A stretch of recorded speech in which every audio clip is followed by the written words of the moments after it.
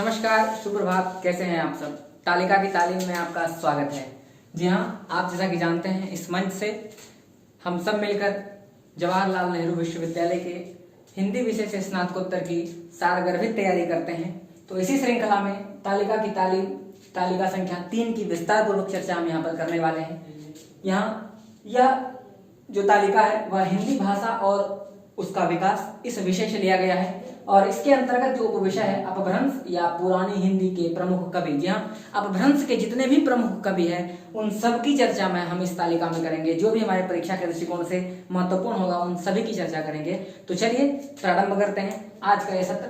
तो सबसे पहला एक तरफ हम कवि के नाम की चर्चा करेंगे और उनकी रचनाओं के बारे में चर्चा करेंगे। तो सबसे पहले जो कवि हैं उनका नाम है सरहपा। जी हाँ, इनका नाम है सरहपा या इनको सरहपाद भी कहते हैं। इन्होंने बहुत सारे मुक्तकों की रचनाएं की। तो इनकी रचना है मुक्तक।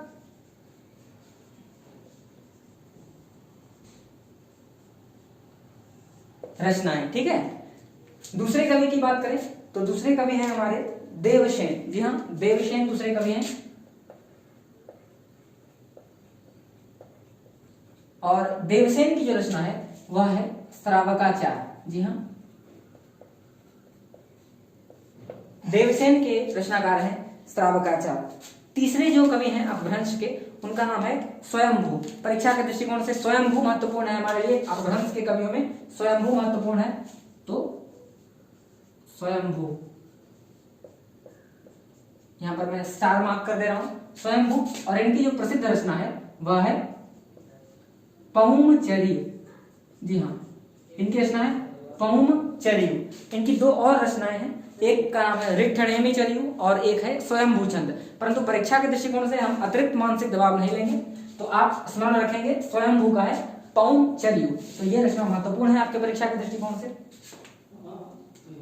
चौथे जो कवि हैं हमारे वह है पुष्पदंत। जी हाँ, उनका नाम है पुष्पदंत और इनकी रचना का नाम है महापुराण। जी हाँ, महापुराण। पुष्पदंत भी अपभ्रंश के बहुत प्रमुख कवि हैं, तो आपको स्मरण रखना है पुष्पदंत के कवि हैं महापुराण। इनकी और एक रचना है ऋक्थणेमी चर्यु, परंतु परीक्षा के दृष्टिकोण से उतना महत्वपूर्ण नहीं है। तो पुष्पदंत की रचना है महापुराण।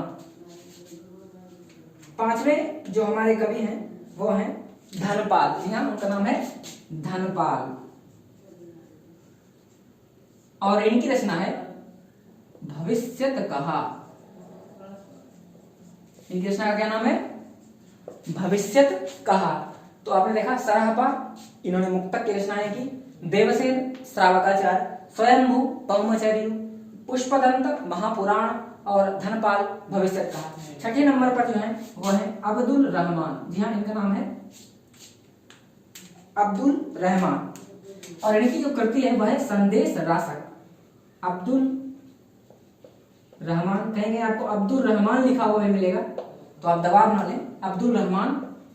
और इनकी जो रचना है वह है संदेश रासक। जी हाँ, इनकी रचना का जो नाम है वह है संदेश रासक। अगले जो हमारे कवि हैं उनका नाम है जिन्न दत्त सूरी। जी हाँ, अगले जो कवि हैं उनका नाम है जिन्न दत्त सूरी।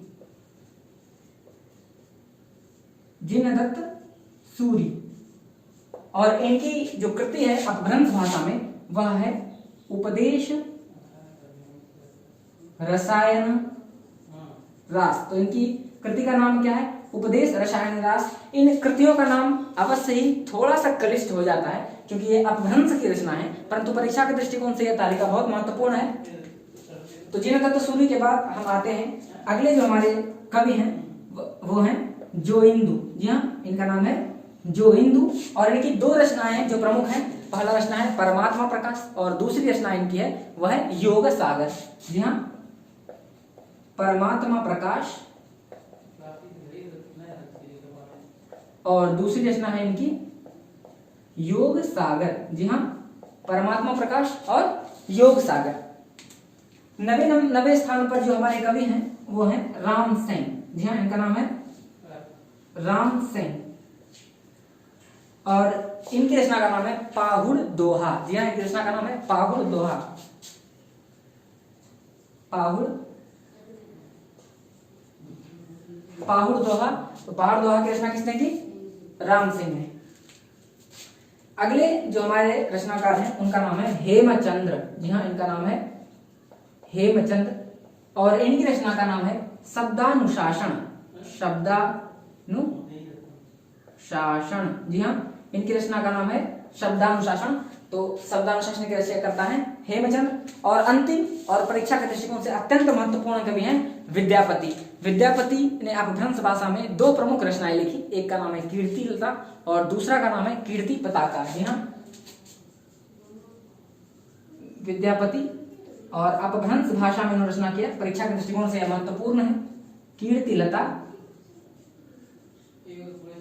और दूसरी रचना है इनकी कीर्ति पताका। जी हाँ, इनकी दूसरी रचना है कीर्ति पताका।